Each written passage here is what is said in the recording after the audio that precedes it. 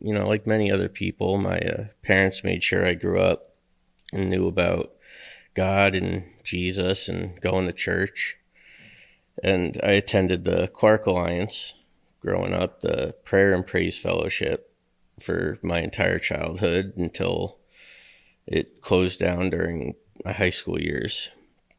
I didn't take my faith real seriously.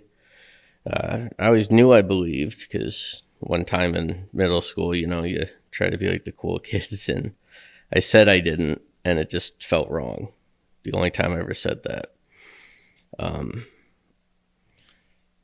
it felt wrong, and I still didn't take it seriously or feel as fully as I should have my faith.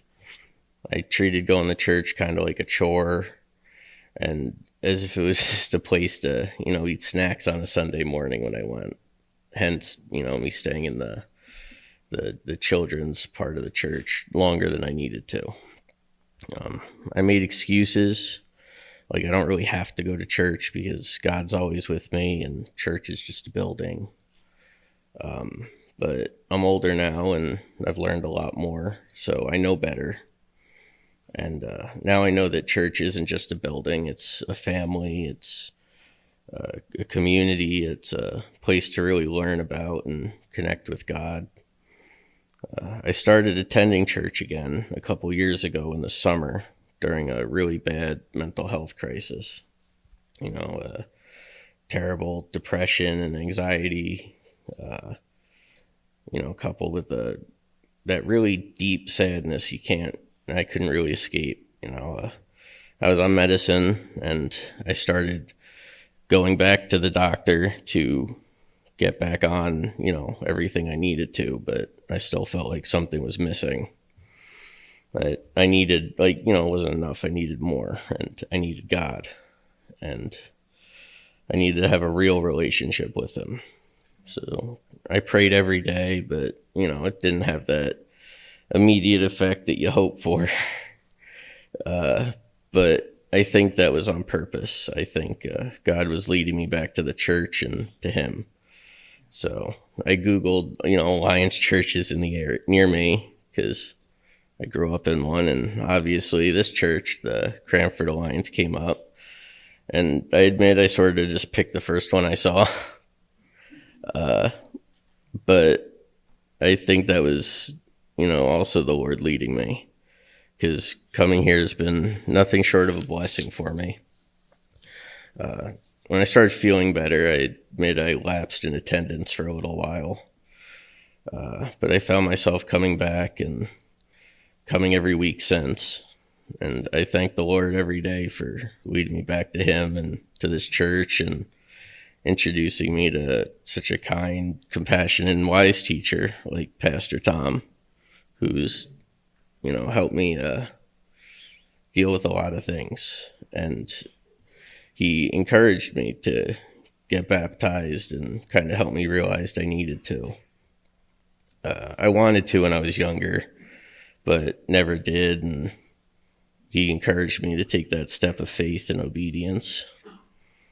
And, and people who, know me know my situation and are aware that while I am unemployed, I act as my parents' caretaker.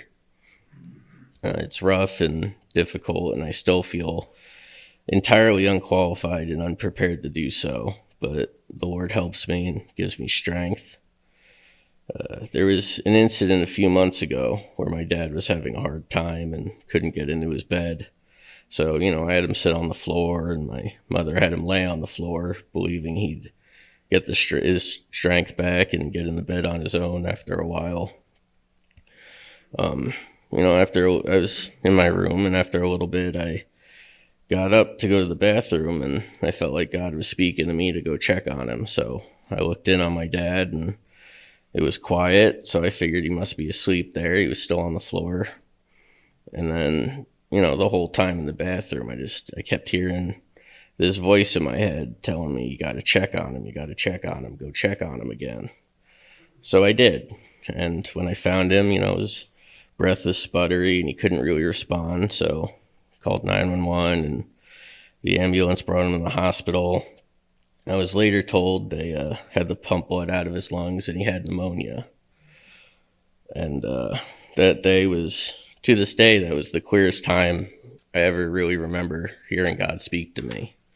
Because I didn't have a real reason to think I had to check on him after the first time, you know. But because I listened, I was able to help him. And I believe God's been helping me grow in faith these last few years to help prepare me for recent hardships, because I'm sure many of you are aware that my father passed away and returned to the Lord on March 16th of this year. And, you know, I was up all night and I went to sleep at 7 in the morning. But when I woke up in the afternoon, my mother had called me and told me he wasn't answering his phone. So, you know, I went to check on him, and I think part of me knew when I walked in there, but I shook him. I called out to him. I called 911. They instructed me to do CPR, and I heard the bones cracking, and I remember thinking, well, I'll just have to forgive me for this later. And, you know, I ran downstairs to unlock the door, went back to the CPR, and just thought, man, I hope I don't have to give my dad mouth to mouth. You know, the police arrived, and they knew right away when they got in the room it was too late. You know, the air I heard during the CPR wasn't breath. It was just the leftover air in his lungs, and it didn't sink in right away. You know, I was in shock and I felt guilty. Like, shock didn't feel like I thought it would. You know, I always pictured it like in the movies. You know, you get that tinnitus ring and sound all kind of fades out. But it just felt normal. You know, like, felt like any other day before it. And I thought, you know, something was wrong with me. I had this immense sense of guilt that I didn't feel worse in that moment, even though everybody that had rushed over to, you know, be there for me was telling me it was shock. But, you know, that feeling disappeared when they carried him out for the last time and I broke down in the sobs. And, you know, I avoided the house as much as possible for a few days, sleeping at a friend's house and staying out all day. And I prayed for peace every night, peace and comfort. And the Lord provided it in droves. You know, we sing that song sometimes here, and Elder Mike sang it at the service, the one that says, you know, He gave me a peace that makes no sense. And so much so I felt guilty, you know, like I was somehow evil for feeling normal again. Even if it was only like, you know, 99% of the time I felt normal. So, you know, I asked Pastor Tom what to do when you get what you pray for and you feel guilty about it, and help me navigate those feelings and accept that it was a gift from God and not a bad thing.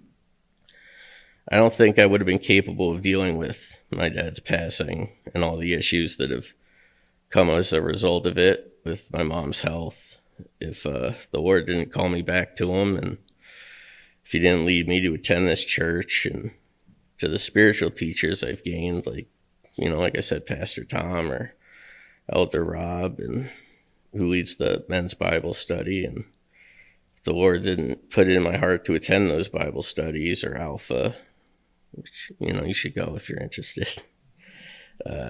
I think the comfort, peace, and strength I've been given that's helped me carry on in all this is it's all thanks to Jesus. And in my heart, at least, it's indisputable proof that my faith must be correct. You know, that Jesus is Lord and He hears our prayers, and most importantly, He loves us.